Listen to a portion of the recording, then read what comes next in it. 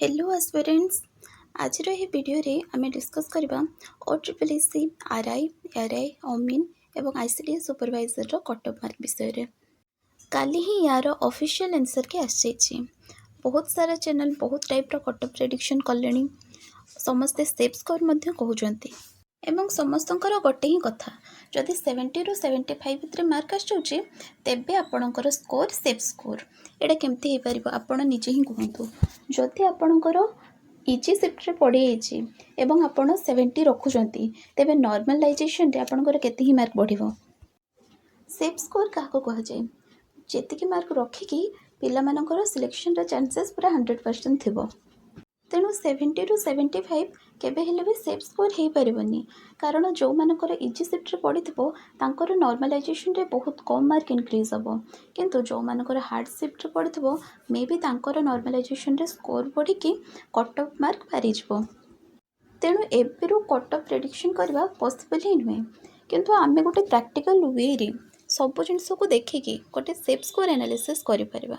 जदि आपण यूआर कैटेगरी रो मेल होइथिबे तेबे आपणक पई सेफ स्कोर होची 80+। यूआर मेल एवं फीमेल भितरे साधारणतः 2 मार्क रो ही फरक देखा को मिले। तेणु यूआर कैटेगरी रो फीमेल पई 78+ होची सेफ स्कोर, सेमती एससीबीसी पई 76, एससी पई 72, एसटी पई 65 एवं पीडब्ल्यूडी कैंडिडेट मानक पई सेफ स्कोर होची 55+। जदि आपणकर एतिकी मार्क रोची रो स्कोर तेबे आपण आखि बुझिकी स्किल टेस्ट पई प्रैक्टिस स्टार्ट कर दियंतु।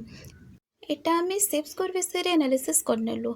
वर्तमान आमे देखिबा जे नेक्स्ट को मानकर सिलेक्शन रो चांसेस रोची।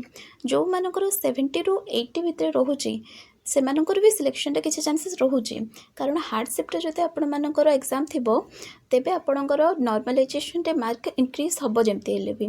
तो आपण माने मध्य निराश न होइके स्किल टेस्ट पई लागि पड़ंतु। बाकी गोटे कथा कहूँ 70 ରୁ एभव स्कोर अच्छी भाविकी जे आपड़ बिल्कुल पढ़ापढ़ी छाड़देवे, अन्य एग्जाम प्रिपरेशन करने बंद करदे, एटा बिल्कुल भी हेनी।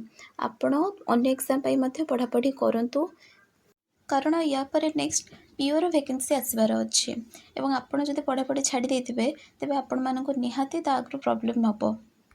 जदि आपण मन देकी पढ़ुवे मु ग्यारंटी दूची यही भितर जो भी एग्जाम होचे से भितर गोटे ना गोटे तो आपण बजे ही देबे।